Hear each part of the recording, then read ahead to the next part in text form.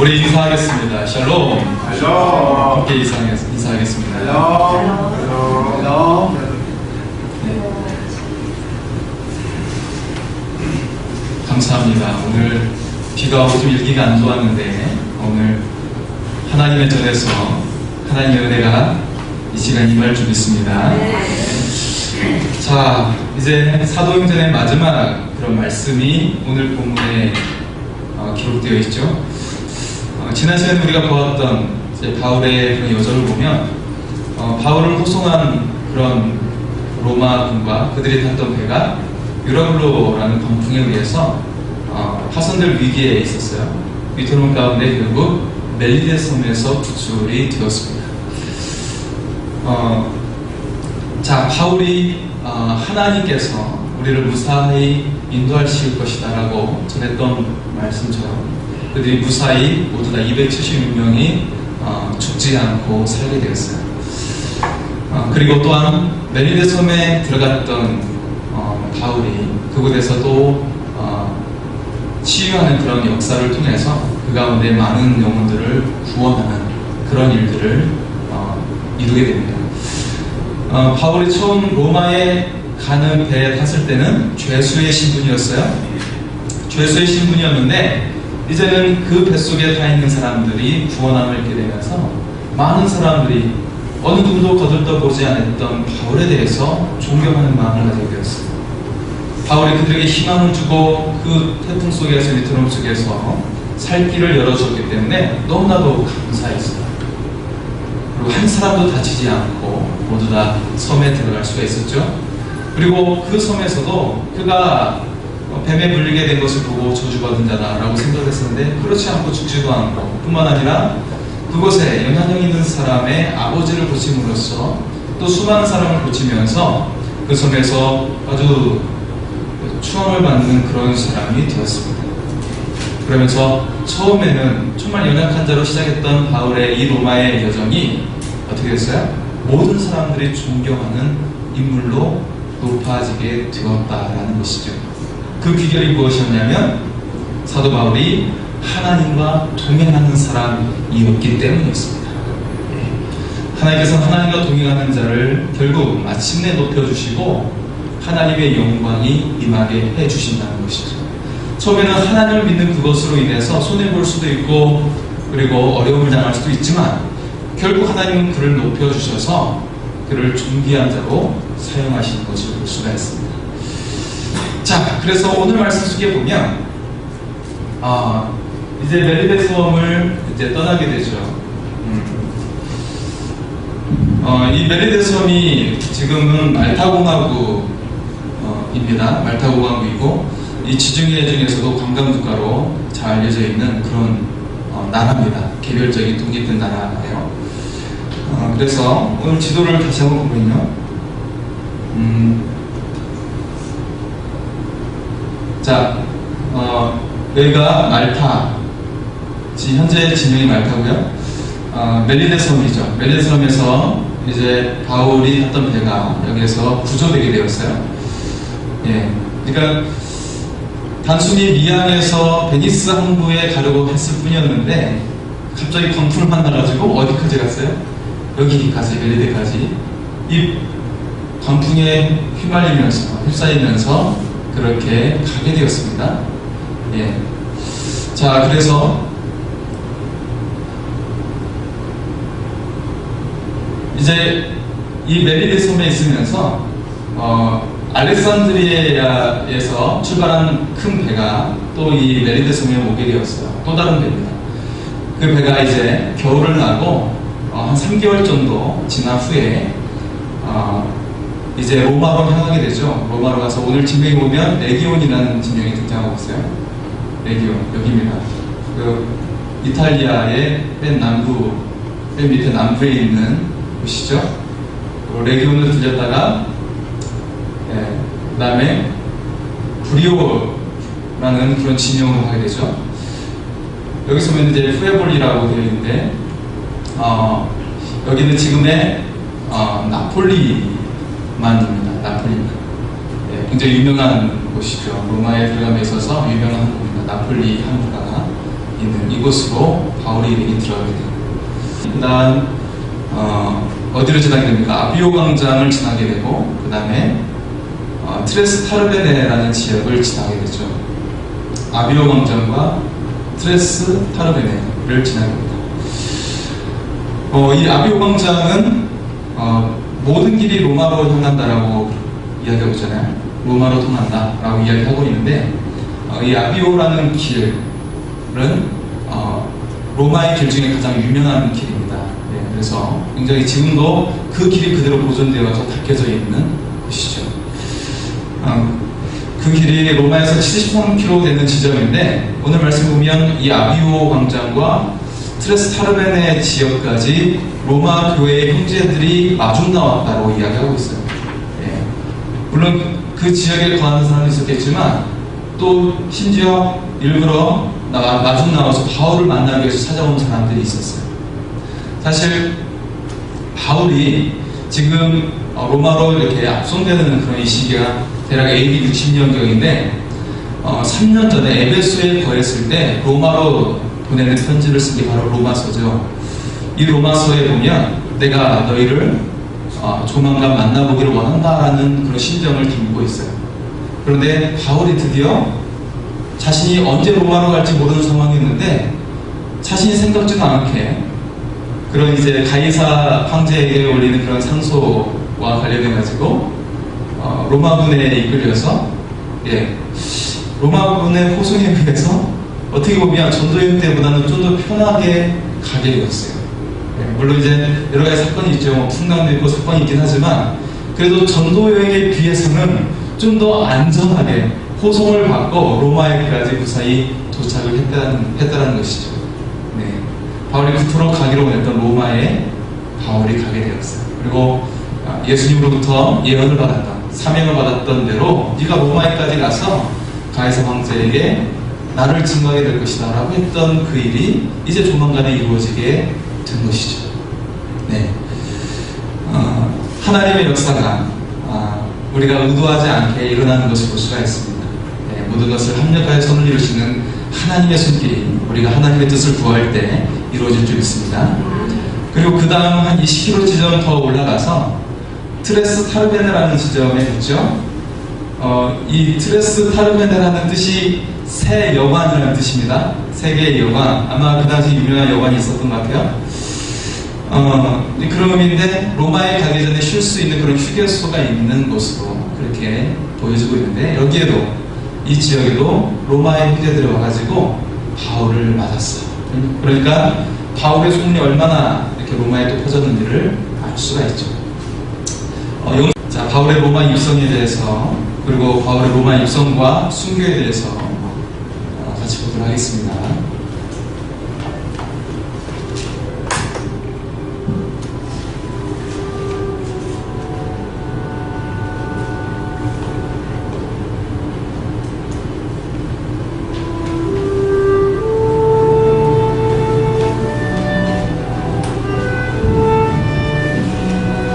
이게 아비아의 길이죠. 네, 아비아 광장 이렇게 연결되어 있어서 로마로까지 쭉 뻗어져 있는 지금도 그 길이 보존되어 있어요.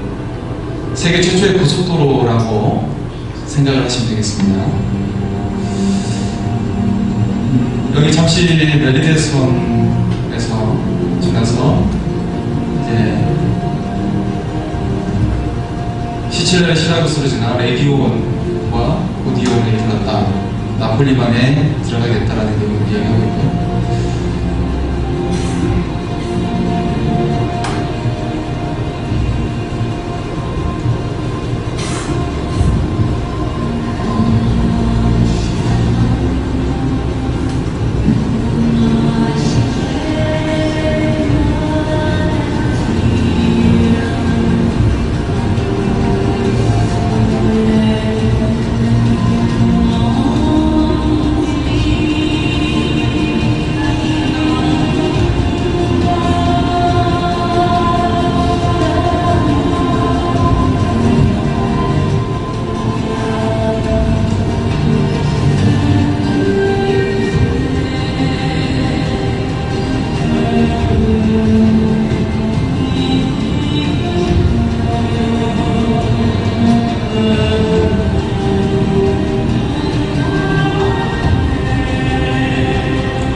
사도 바울의 기쁨의 마음으로 로마를 향해 갔던 길이에요. 이 길은 사도 베드로가 역시 복음을 증거하기 위해서 로마로 갔던 길이기도 합니다.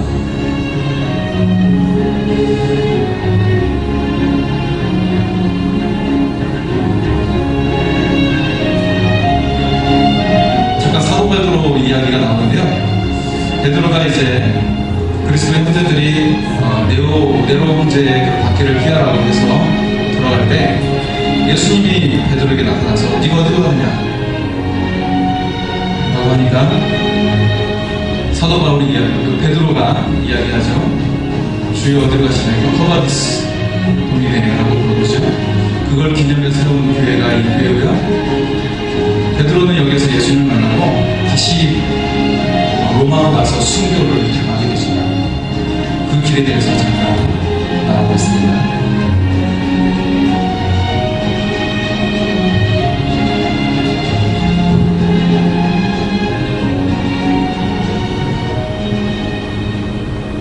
자, 로마로 가기 위해 지나가는 성. 자, 그리고 여기 로마입니다.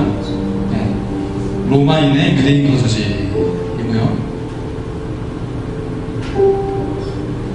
바로 이 도시에서 바울이 연금 상태에서 2년 동안 있었던 것으로 보여지고 있습니다.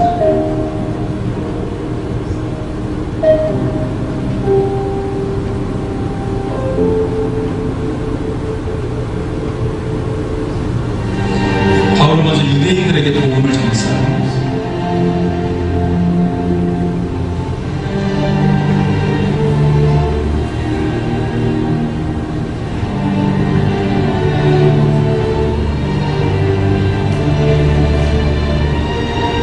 바울이 가져 있던 셋집을 기념해서 세운 성당.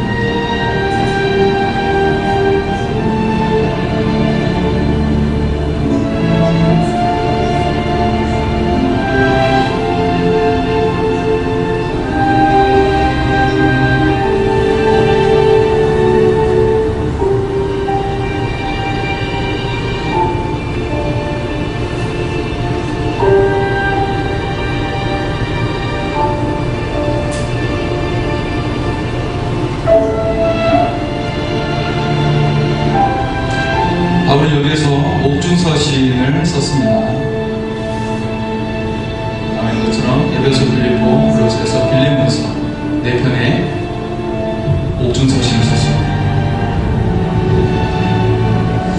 자, 여기는 약간 기간이 뛰어넘었어요. AD 66년과 67년경 사도 바울이 순교하기 직전에 대한 내용을 보여주고 있습니다.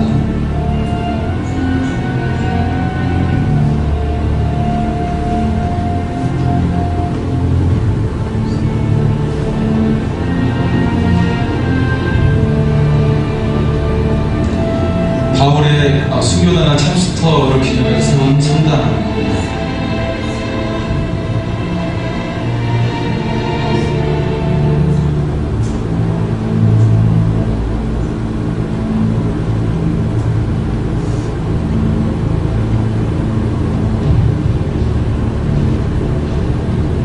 바울의 무덤과 석관,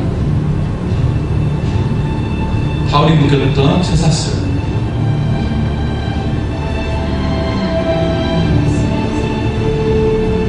바울의 여기서 인생이 끝나지만 바울의 전한 복음은 세계로 향하게 되었다라는 내용이죠. 이스케이프라고 부르죠. 예, 고맙습니다. 우리 박수 한번 보내도록 하겠습니다.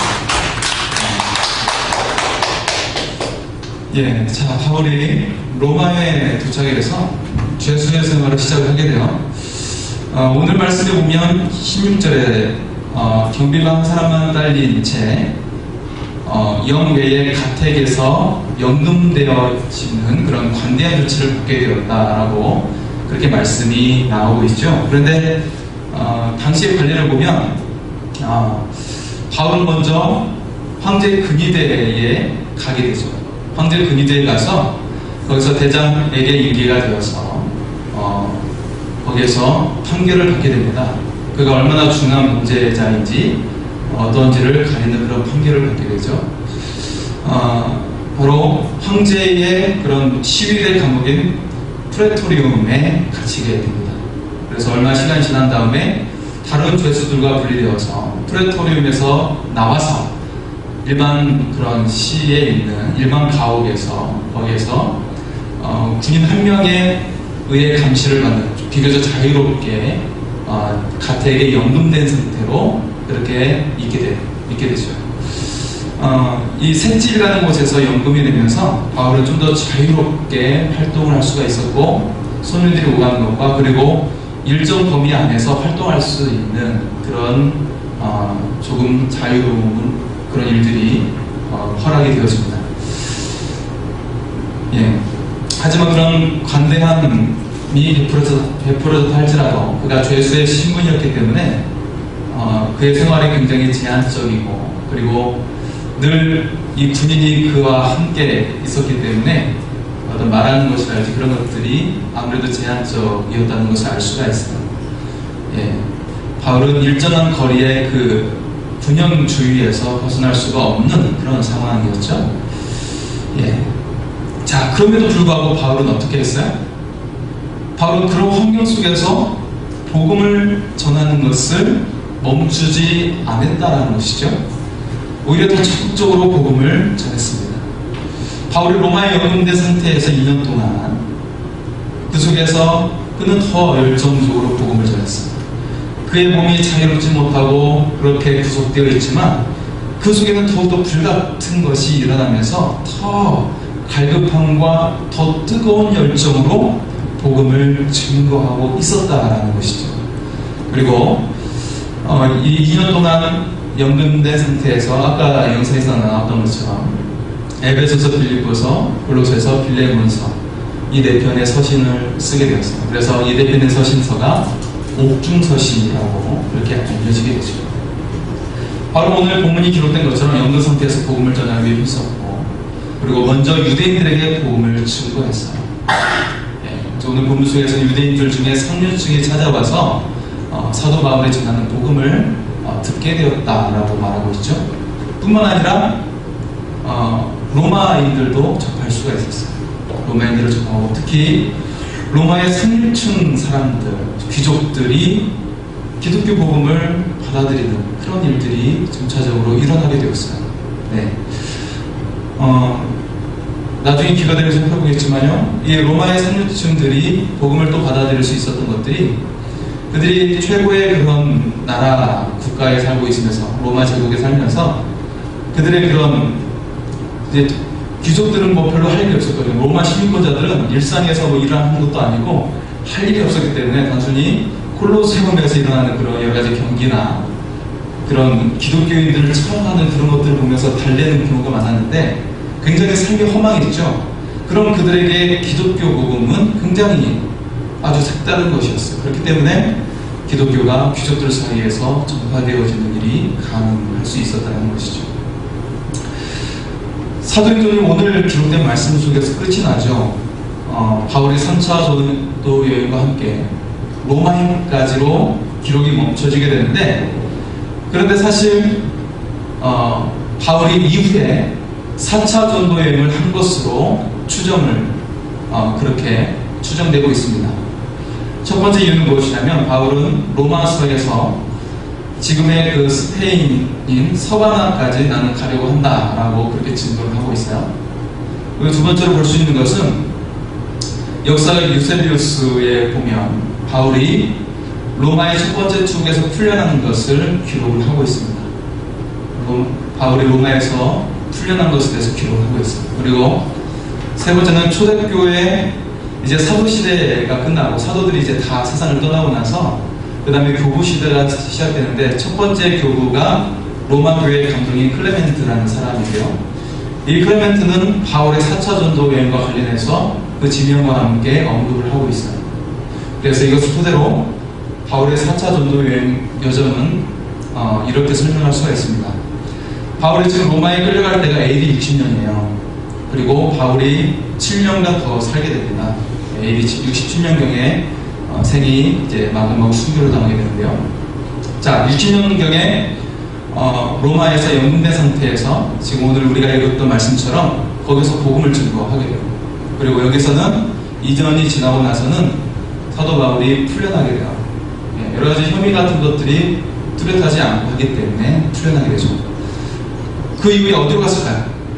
아까 말했던 것처럼 로마서에서 기록된 대로 62년부터는 이제 스페인을 향해 가게 됩니다. 우리 스페인이라고 하면 무엇이 생각납니까? 예, 이제 우리가 순례자의 길이라고 이야기하는 산티아고의 그 길, 순례자의 길이 우리가 생각날 수가 있는데요. 바로 사도 바울은 그 당시 세계관에서는 세상의 끝이 서바나, 바로 스페인이라고 사람들이 생각을 했어요. 그 당시 세계관은 그랬습니다. 콜럼버스 그 당시에는 한참 후의 이야기이기 때문에, 그래서 세상의 끝이 바로 스페인이라고 생각했기 때문에 사도 바울은 로마 교회에 이야기했던 것처럼 거기까지 스페인까지 가서 복음을 증거합니다. 2년간 스페인까지 가게 되고, 그리고 64년과 65년에는 크레데 섬에 가게 됩니다. 여기 크레데 섬 여기 있죠? 아까 미안과 베니스 항이 있었던 크레데 섬인데, 여기에서 바울의 제자인 디도가 여기서 목회를 하고 있었어요. 그래서 이곳에서 디도를 세우게 되고, 디도의 목회를 좀 더 더욱더 든든하게 세워나가는 그런 일들을 하게 됩니다. 2년간 크레데 섬에 가게 되고, 그리고 65년에 에베소의 밀레도에 가게 되죠. 네.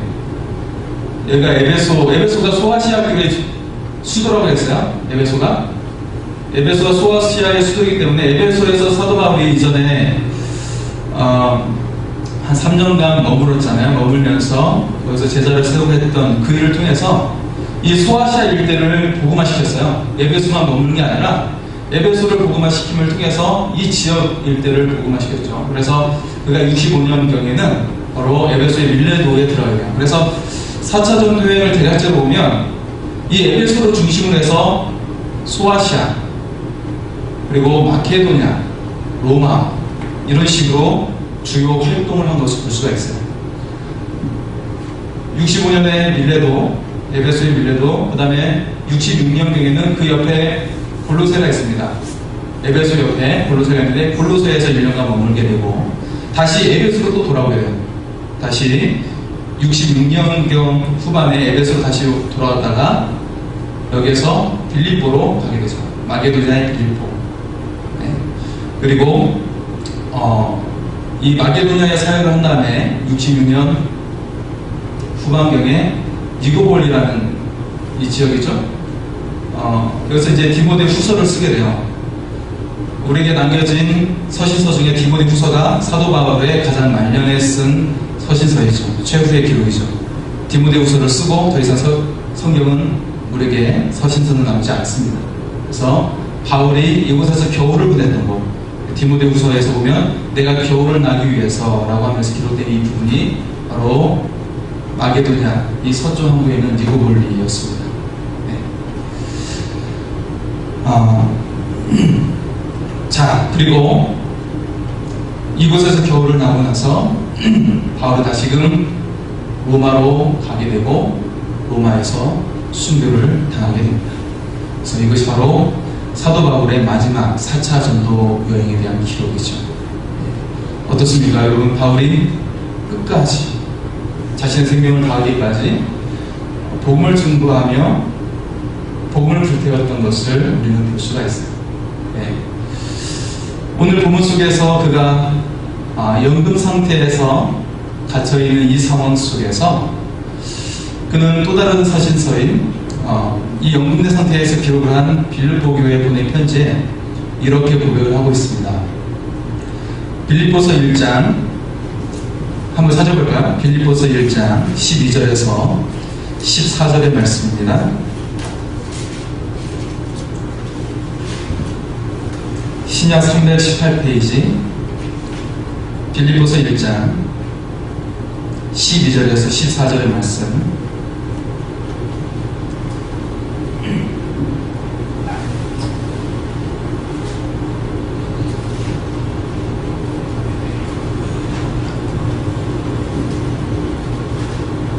네, 함께 읽겠습니다.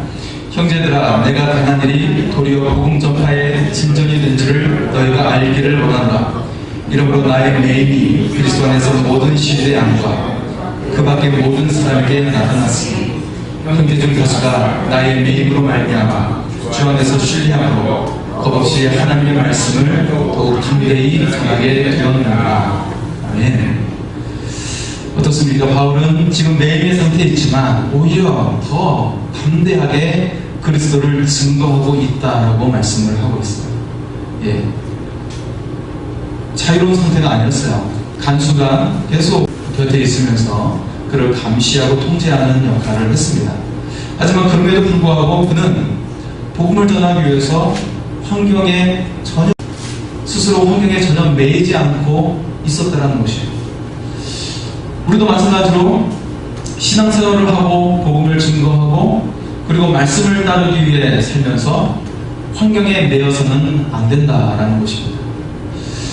여건이 되면 상황이 좋아지면 하는 것이 아니라 오히려 환경과 여건이 불가능한 그런 상황 속에서 오히려 역설적으로 복음을 증거하고 말씀을 따르고 그리고 이런 모습이 참된 가치가 드러나게 되고 진정한 그리스도임을 드러내게 되는 것임을 우리는 기억해야 하는 것입니다.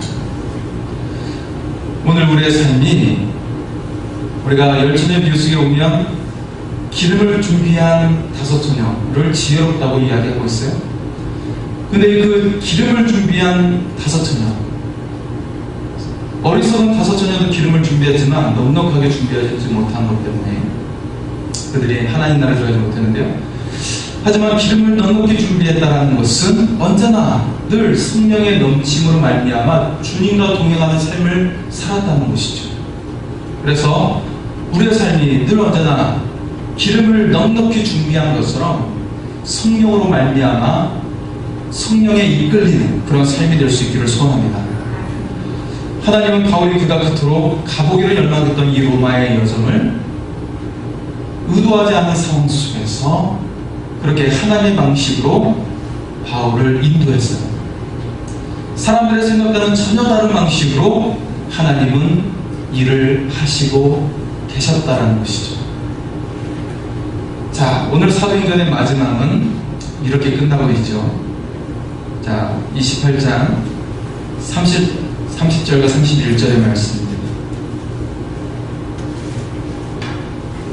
30절과 31절의 말씀 함께 읽겠습니다. 시작. 바울이 온 이태를 자기 셋집에 머물면서 자기에게 오는 사람을 다 영접하고 하나님 나라를 전파하며 주 예수 그리스도에 관한 모든 것을 담대하게 거침없이 가르치더라. 아멘. 네. 자, 이 말씀 속에 보면 이 사도행전을 기록하고 있는 누가는 바울이 복음 전도자로서의 이 생애가 그의 삶이 어떠한지를 압축적으로 보여주고 있어요. 바울은 이렇게 자신을 찾는 이들에게 끊임없이 담대히 하나님 나라와 예수 그리스도를 전파하였다라는 것을 말하고 있죠.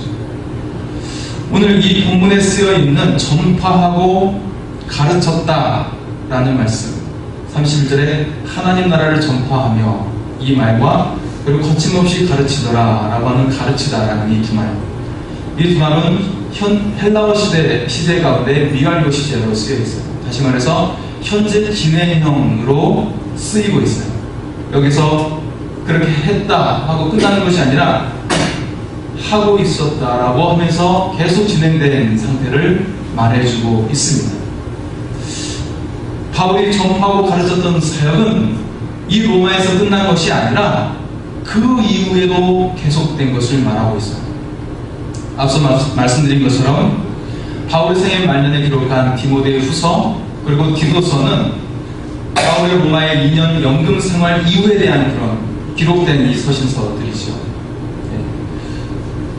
누가는 사도행전의 이 마지막 문장 속에서 미완료 시제를 사용함으로써 이 사도행전의 기록이 그의 글로는 끝나게 되지만 사도행전의 역사는 결국 끝나는 것이 아님을 피어나고 있어요.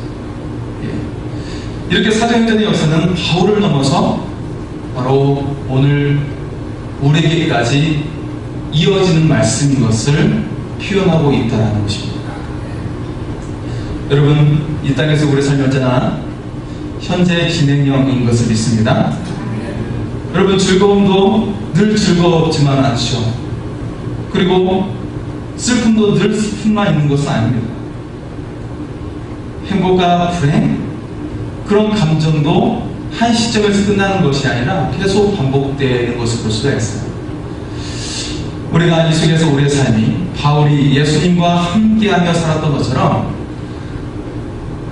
그러면서 바울은 자신의 사명을 끝까지 완수했던 것처럼 우리도 예수님과 함께하면서 우리에게 주신 사명을 감당할 수 있기를 소원합니다. 여러분, 주님께서 우리에게 나의 잔을 마실 수 있느냐라고 묻고 계세요. 그런데 예수님의 제자들은 그것을 결국 예수님이 돌아가실 때는 대답을 제대로 할 수 없었지만, 예수님이 돌아가시고 부활하신 이후에, 부활의 예수님을 만난 이후에는 그 제자들이 모두 다 주님의 그 잔을 받아 마셨습니다. 또한 부활의 주님을 만났던 사도 바울도 그가 예수님을 죽이던 그 자리에서 이제는 예수님을 증거하는 자리로 자신의 사명이 분명해지고 새롭게 태어나는 삶을 살게 됐어요. 그리고 그 이후에 변화된 삶을 통해서는 바울은 정말 흠잡을 데 없는 완벽한 사명자의 삶을 살아왔어요. 우리도 역시 부활의 주님과 함께하는 우리의 삶인 줄 믿습니다. 만약에 예수님의 십자가만 믿고 부활의 주님이 없으면 우리의 삶은 의미가 없지요. 하지만 모든 사망과 어둠의 권세를 이기시고 다시 살아나신 예수님이 나와 함께 하신다는 사실은 우리에게 새로운 존재가 되게 합니다. 우리가 부활의 주님을 믿는 사람, 그리고 부활의 주님을 만난 사람이라면 우리도 사도 바울처럼 주님과 함께하고 그 주님의 사명을 감당하는 하나님의 사람이 될 줄 믿습니다. 주님의 그 잔을 기꺼이 받아 마시면서, 그리고 내가 져야 할 십자가를 기꺼이 짊어지면서 하나님 나라의 영광이 되는 그 사명을 감당하게 되는 하나님의 사람이 될 줄 믿습니다. 오늘 우리의 삶을 통해서 오늘의 이 사도행전을 계속해서 써내려가는 그런 하나님의 사람이 되기를 소원합니다. 바울이 자신에 당한 처지에 굴고 가지 않고 예수님을 드러내고 증거했던 것처럼 우리도 우리의 삶 가운데 얽매여 있는 것이 아니라 오직 성령에 이끌리는 사람이 되어서 우리가 하나님 나라의 사명자로 설 수 있기를 소원합니다. 우리 오늘 사도행전의 말씀을 마치면서 우리 함께 기도하기를 소원합니다.